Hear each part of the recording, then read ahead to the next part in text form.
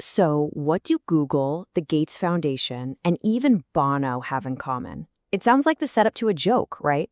But they all use the same deceptively simple system to get incredible things done. Today, we're going to break down that exact system, how it turns huge ambitions into actual execution. But first, before we get to the solution, let's talk about the problem. And it is a huge problem. According to Gallup, less than a third of workers in the US feel genuinely engaged at work. I mean, think about that. 2/3 of people are just checked out. This isn't just a bummer for morale. It's a massive crisis in productivity and potential. So why? Why the disconnect? Well, it almost always comes back to how we set goals. They're often vague, they feel totally disconnected from what you do every day, and let's be honest, they're usually pretty uninspiring. Get this, one study found that most senior managers can't even name their own company's top priorities. If they don't know, what chance does anyone else have, right? Okay, so this is where a legendary tool comes into play. It was designed to fix this exact problem. It's called Objectives and Key Results, or as you'll hear it everywhere, OKRs, and it is a masterclass in turning good ideas into world-class execution. This quote from venture capitalist John Doerr, the guy who brought the OKR system to a tiny startup called Google, really gets to the heart of it. We all have ideas, but ideas are cheap. Making them happen, that's everything. The system itself is built on a really simple pairing. First, you have the objective. This is the what. It's the destination you're aiming for. It's got to be something significant, something concrete, and something that actually gets you excited to come to work. And then, paired with that objective, you have your key results. This is the how. So if the objective is your destination, the key results are the mile markers on the highway. They're the measurable, verifiable proof that you're actually on the right road and making progress. And this is the iron law of key results. They have to have a number. It completely removes the gray area. You either launched 3 new features or you didn't. There's no room for, I feel like we made good progress. It's all about clarity. Now, to really see why OKRs were such a game changer, you've got to look at what came before. This old system called management by objectives, and the differences are night and day. MBOs were set once a year, they were private, and this is the big one, they were tied to your bonus. So what did that do? It made everyone play it safe. But OKRs, they're set quarterly, they're public for everyone to see, and they're not tied to compensation. That one change unlocks everything. It gives people the freedom to be ambitious. So when you get this system right, it gives your organization what John Doerr calls 4 superpowers. We're going to start with the first 2, and they are foundational: focus and align. The first superpower is focus. Look, most companies have a dozen top priorities, which means they have no priorities.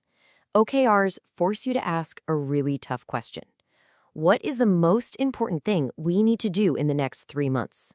By limiting yourself to just 3 to 5 objectives, you're not just deciding what to do. You're making a conscious choice about what not to do. And that's huge. But there's a dark side to intense focus. If you only measure how fast you're going, quality can fall off a cliff. We all know the Ford Pinto story, right? Rushing production led to disaster.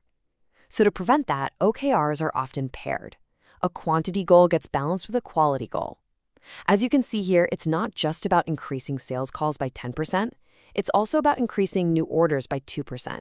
It keeps things in balance. The second superpower is alignment. And this is where things get really powerful. Because OKRs are public, everyone's goals, from the CEO all the way down, are out in the open. For the first time, you can literally see how the thing you're working on today connects to your manager's goal, which connects to the company's big vision.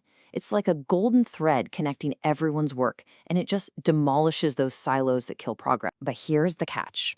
Alignment can't just be a command from the top. The book gives this great football analogy. The team owner sets an objective: increase franchise value. You know, that doesn't exactly fire up the quarterback. A much better objective is win the Super Bowl, with key results like average 200 passing yards per game. You need both that clear cascade and a mission people can actually get behind. Okay, so you've got focus, you've got alignment.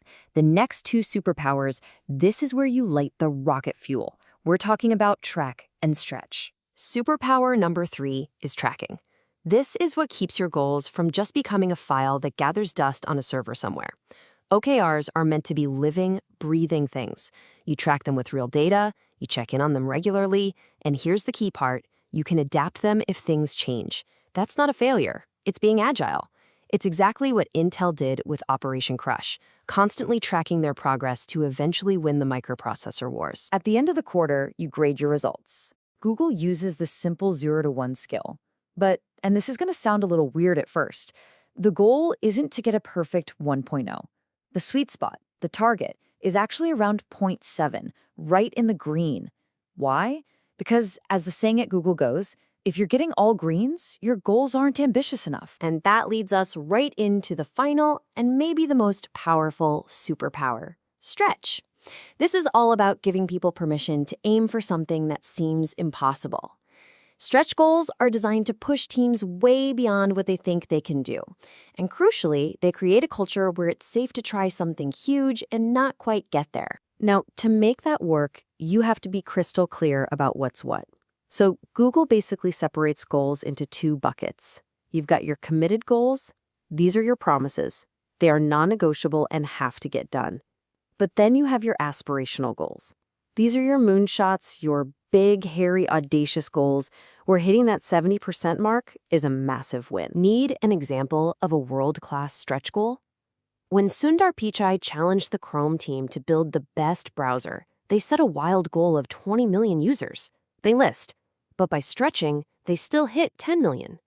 Years later, YouTube set an even crazier goal, 1 billion hours of watch time per day.